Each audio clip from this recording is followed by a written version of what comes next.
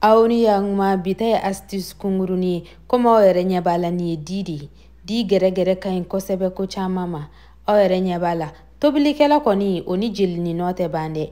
An bɛ di fitininin k'an ka jenini nɔ na ni jenini y'an sɔrɔ tobili baara la ani ko wɛrɛw la.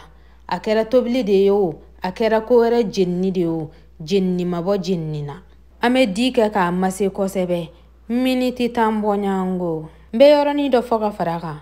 N'a sɔrɔ la i ka jenini nɔ n'a ma nɔgɔya kosɛbɛ fɔlɔ, i kana n'a dabɔ dɛ.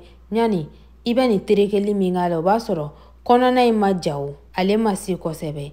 I b'a to f'a ka nɔgɔya ni i yɛrɛ y'i bolo maga la waati min na a t'i dimi dɛ. O waati de an bɛ nin kɛli ninnu daminɛ a la.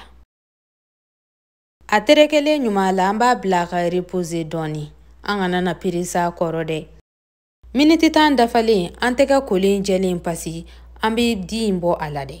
O kɔfɛ an bɛ sɔrɔ ka na situlu de ta sa k'o k'a la. Situlu ka ɲi kosɛbɛ joli nɔ ma. A b'a dɛmɛ k'a hydrater k'a ɲɛ wa k'a ka fiɲɛ segin a nɔ la. Wa kɛ maa dɔw bɛ charbon yɛrɛ si k'o fara u ka situlu kan. A b'a nɔ tunu fo k'a ɲɛ. A mana na mɛn cogo o cogo don dɔ situlu bɛ kabako d'a kan. Mina astuce wɛrɛ fara kan. N'a sɔrɔ la k'i jenina fasa de kan, ni fasa bɛ k'a kɛ i n'a fɔ a bɛ ja. N'i b'a fɛ fasa ka walaka ka bɔ ɲɔgɔn na dɔɔni, bakɛn de bɛ k'o la.